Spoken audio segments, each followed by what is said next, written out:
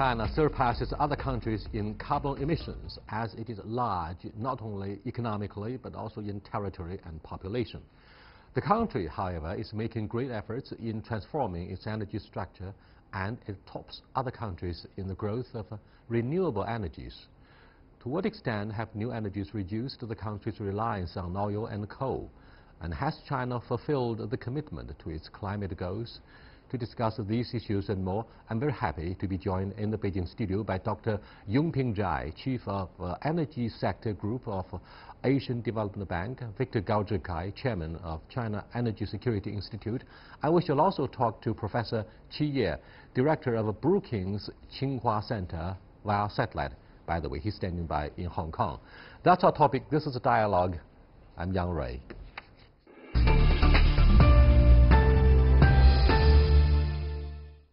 Gentlemen, how would you comment on China's enormous efforts to cut the carbon emissions despite its enormous challenges as it faces a highly populated developing country?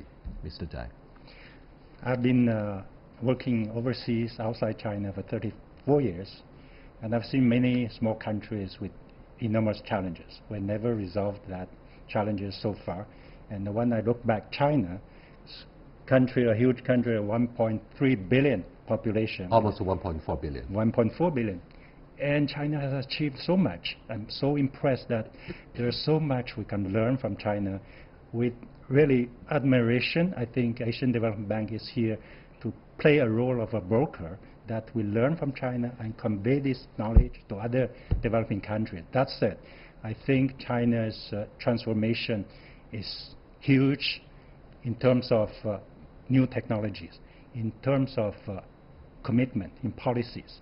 And when China commits something, China honors. And we all believe that China is on the right track to a low-carbon transformation. You know, the political will is no question. Yeah. It's not the issue. Maybe our audiences the world over are watching our program with a big relief. You know why? Because you don't take AIIB as the rival at the beginning of our program. Instead, we could cooperate in close partnership in enhancing environmental protection. Victor Gao, what do you make of China's campaign to tend to an environmentally friendly policy in sustaining the economic growth? Yeah, just a couple of points to add to what the doctor just now mentioned. I think China is the largest manufacturing country in the world, and the service industry in the Chinese GDP, relatively speaking, is still a small percentage compared with Japan or the United States or many European countries. And the energy intensity for the Chinese economy is relatively high, and that unfortunately also implies that the energy efficiency in the Chinese economy is relatively low, and we have lots of improvement to make. Now, in China, the largest energy item is still coal, unfortunately, so the government's top priority is to bring down the coal as a percentage and then to add natural gas as a source of energy. And further, in terms of the new and renewable sources of energy, especially in terms of wind and solar power, China is not only the largest manufacturing of the equipment, but also the largest producer of these new and renewable sources of energy. So I think it's a mixed situation. And further, China is now building nuclear power stations more than any other country. Roughly it's about 50% of all new nuclear power stations in the world is coming out from the Chinese market. So nuclear power is also increasing its percentage as a source of energy in China. So I think going forward, we need to really achieve a better balance and improve the energy efficiency in the Chinese economy. All you guys' analysis sounds perfect, insightful, convincing, except for the embarrassment that the German government faces in phasing out its own nuclear power plants. That's a different issue. Let me cross over to Professor Qi Ye from Tsinghua. Now, Western media praise China as a world leader in energy transition with mature renewable energy technology and strong financial support. Do you think we deserve the credit, Professor Qi? Absolutely. Ever since 2009, 10 years ago, China has been the leading investor in clean energy, has been leading in the last decade, and right now just about 30% to 1/3 of all investment in clean energy comes from China. And also, if we extend the time span a little bit, ever since 2005, the year when the clean energy, renewable energy law was passed, in the last 1.5 decades, and China's energy transition has been accelerated. So under the Copenhagen Accord, China committed to decrease the energy intensity, namely total energy consumption per unit of GDP, by 40 to 45% by the year 2020. By the end of last year, China has already decreased energy intensity by 46%, exceeding the commitment. So I think this is a really amazing development in clean energy and also improvement of energy efficiency. But just like Dr. Gao just mentioned, nevertheless, the China's energy efficiency measured by the energy intensity is still low as compared to some major economies. Well, that is because the economic structure, the manufacturer still consists much of the economy. So that's what is made the lower energy efficiency, but the improvement has been really amazing and quite credible. Professor Qi, exactly 1 year ago, to my knowledge, the first Environmental Protection Act went into effect in China. Do you think the low-carbon development strategy of the Chinese government will somehow undermine the labor-intensive manufacturing, despite the extensive discussions and debates as to relocation of the R&D from China to other low-income economies on the periphery of China? China still has a sizable labor force. It means with the shift of manufacturing chains from the more prosperous coastal areas in China to the underdeveloped hinterland in our country, do you believe such a low-carbon development vision will ironically undermine the local development? That is a great question you just asked. This is really a very delicate balance between the energy transition, low-carbon development, addressing climate challenges. I do see over the last couple of years, with this air pollution control action plan and many polluting and energy-intensive factories and plants have been shut down or relocated. And that also has some very significant impact on businesses operating here in this country, some of them now moving to other places. Of course, the causes are quite complicated, but this low-carbon development strategy certainly played a very significant role. I have also seen over the last few months, the Ministry of Ecology and the Environment, and also the central government, has made it very clear you can't really be doing this in a very simplified way. And the local government, when it comes to dealing with this, the polluting, energy-intensive industry and the environmental protection, has to balance that.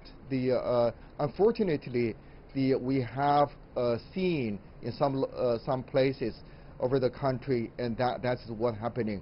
I think there are areas we really need to balance and rebalance in order to keep the industry going, keep the economy going in a healthy way, and at the same time to reduce the carbon emission and to reduce the use of polluting energy. Yes, indeed, this subtle process of maintaining equilibrium between these two areas, the developed and underdeveloped, will take time. Right. Having said this, Victor, don't you think this is also a political issue now? Morale of local government officials may not only be undermined by the discipline inspection teams, but also perhaps by the tight grip of the environmental protection law. Now, delegations from the Ministry of Environmental Protection may take it as an important part of the barometer in gauging the performance of the local government officials. And the local development might be compromised as a result. Many observers, Chinese and foreign alike, may have developed a strong mixed feeling, if not a skeptical sentiment, as to the stringent implementation of the environmental protection law. Thank you for your question. I think one underlying dimension to your question is an argument whether, for example, there should be a choice between development versus pollution or environmental protection. As a matter of fact, I attended a BBC global debate called Development or Die. You either develop or you die, for example. But the choice is actually not that choice. I think the better choice is green development, meaning you can achieve your development goal, but you can also achieve a green supply of energy, including new and renewable sources of energy. And that means to adopt a green and sustainable development doesn't mean that you need to compromise your development goal. And that choice is a better choice. I always say, Deng Xiaoping said development is the hard truth. I would say if he were still with us today, he would say development is the hard truth, the soft truth, and the smart truth.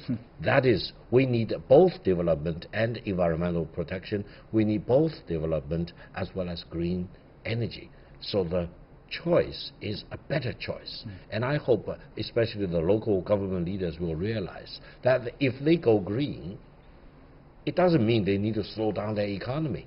They need to really become much smarter in managing their energy supply as well as their achieving their development If they goals. go green, they go politically correct. Thank you so much, Victor.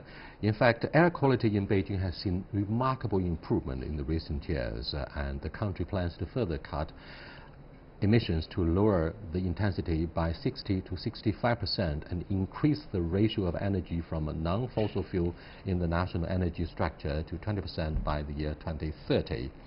Well, we have developed a note of optimistic sentiments at this defining moment of China's energy transition. You are watching Dialogue with Yunping Zhai, a representative from the ADB, Victor Gao Zhikai, who is an expert of energy security, as well as Professor Qi Ye, who's standing by and talking to us via satellite in Hong Kong. We'll be back in a short while. Stay with us, please. Welcome back, gentlemen. Now, let's look at the impact of the shale revolution that was embarked upon by the United States. Will it seriously affect our energy transition? Because we've been talking about the use of green energy. I think first of all, shale revolution in the U.S. has impacted very much on the U.S. energy mix, and it will have global implications. But so far, we've not seen a U.S. role as an exporter as important as someone has imagined. I think U.S. role as an exporter of natural gas will remain limited. So I'm not so much worried about the fact that there is a current debate on how the trade balance would be between the two countries. I think China can take advantage of the currently oversupply of natural gas from different suppliers, and this marketing mechanism is working well. I think I'm not so worried about that part of the issue. The more important one is more on the economic growth, whether this economic issues between the two countries would impact on the global economic growth, and that growth, if that slows down, we have a demand of natural gas, among other things, would also be affected, and that time we'll be in bigger trouble. So economic growth is the key issue. In fact, energy analysts and economists have expressed their optimism regarding energy supply, despite the conclusion of the first round of trade negotiations between the United States and China, without a release of results, without a release of a paper at this moment. However, many point out China is likely to buy more of the green or liquidized natural gas from the United States to balance our excessive reliance on Russia. So what do you think of this enormous input that China would like to inject in balancing the trade between the two economies? If I may add a point, first of all, I think coming to your previous question, other things being equal, shale revolution in the United States is a net advantage to China. First of all, it increases production in the world. Secondly, the United States is fast becoming not only self-sufficient, but also independent, but also most likely will become an exporter of crude oil as well as natural gas. How much? It's a question, as the doctor just now mentioned. Now, I would say the trade war between China and the United States cannot happen at a worse time than it is now. Why? Because otherwise, the United States might have signed up lots of Chinese purchases, crude oil as well as LNG in China. Now, the one big thing which will happen as far as energy supply in China is concerned is the upcoming opening of the pipeline, gas pipeline between Russia to China, which is scheduled for December 2019. So the clock is ticking because the U.S. does not have too much time to wait anymore. So I think the United States, without the trade war, could really come to China and sign up many buyers of crude oil as well as LNG, and China will become one of the biggest buyer of crude oil and LNG. Further, for example, the doctor said the right thing, but if you look at Alaska, its energy is more or less not developed yet, and China and other countries like Japan and South Korea, for example, we can form consortium to help the corporates and the government in the United States, especially in Alaska, to develop its natural gas resources, especially with the aim of targeting East Asia as the destination. So I would say the United States, in terms of developing not only shale gas but also other forms of traditional energy source, could keep a big eye on China as the potential large, possibly the largest uptaker for oil. Are you and gas. suggesting, Victor, by jointly importing gas and energy from Alaska, more Eskimo people could be employed to reduce the unemployment rate? Well, having said this, let me turn to Professor Chie for the impact on Saudi Arabia, the only Arab ally of the United States of credibility. However, what do you think of the surge in oil prices? Or the other way around, what do you think of the impact of a shale revolution and the bilateral relationship between Riyadh and Washington, despite the killing of an outspoken journalist? Well, I think this issue actually quite complex. You know, we tend to thinking about this thing quite linear. Victor just mentioned about this Alaska oil development and natural gas, and a year ago, in November 2017, when President Donald Trump was visiting Beijing, this proposal was put over there as a Chinese proposal and agreed by the United States. However, over the last year, we have seen with trade dispute, and this has gone nowhere. And but the talk between President Xi and President Donald Trump in Argentina seems to open once again to open that door, and we'll see what happens here right now. But this is really, I think, whatever deal made between U.S. and China on energy, be it natural gas, LNG, or other forms of fossil fuel energy, will have major impact on other countries. And Middle East, Saudi Arabia, and also recently Qatar in their announcement to withdraw from OPEC. So this is they definitely have some impact. So whether or not it will have a major blow in this bilateral, multilateral relations. Now, I cannot really see. To me, it's quite fuzzy right now, but certainly. But also at the same time, recently we hear about in Central Asia and the deal with Kazakhstan on natural gas, and it also have impact on China and Russia relationship in related to natural gas. So this is going to be quite complicated, not to say the impact of lowering the oil price with the economical change. So some say 2019 is a year full of uncertainty. This will be one of the major areas to watch. Thank you so much, Professor Qi. Let's come back to examine the agenda of China's industrial policies. China is expected to sell 1 million to 1.5 million electric cars this year, which is more than half the world's total sales of such vehicles. At the same time, Tesla has decided to produce its electric cars in Shanghai, very much like the way Volkswagen kicked off its cooperation and partnership with Shanghai municipal government many years ago, perhaps at the beginning of China's opening up. And Huawei, good news is Huawei will cooperate with Audi in installing chips and smart spare parts in the whole of the Audi vehicle. So no one can stop the trend of using more of the semiconductor chips and to save traditional fossil fuel energy. What do you think of this revolution? I think the electric vehicles will be the future.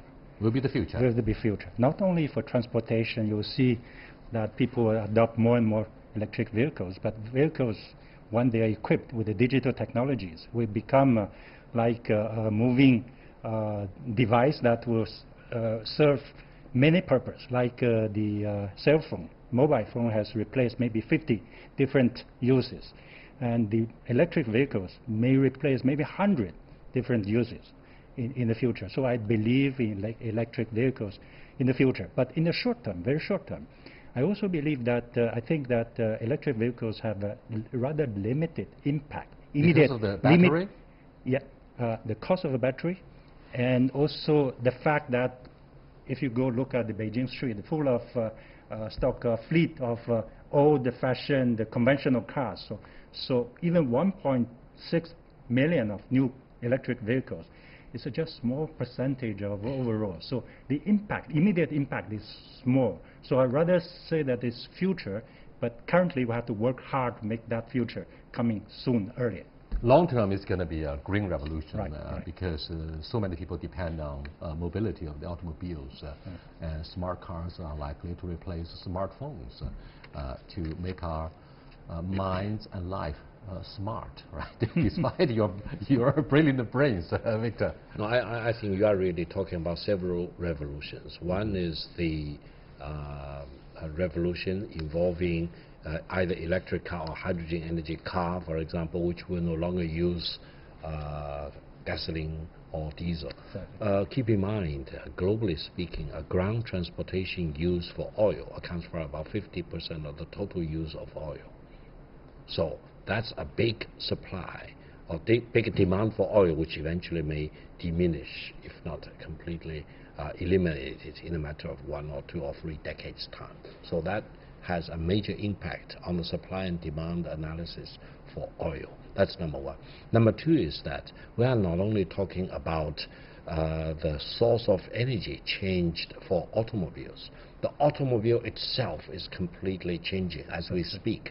Eventually, an automobile itself will be a very much of an AI device. Very much so. And this will be one of the most outstanding examples of the next wave of revolution involving the totality of mankind and everything we do and everything we live through. So that's a very important revolution. It's a megatrend. We are right now just on the verge or the beginning of this megatrend, but once it happens, it will overwhelm all of us. Exactly. Everything we do will be changed. Pandora box in a very sweet way. It may not be a Pandora box in a negative way. Very positive, very positive. Very positive. All right, let me go back to Professor Qi again for his analysis on yet another issue. That is the sources of green energy. For example, other sources of green energy. For example, wind power, solar power.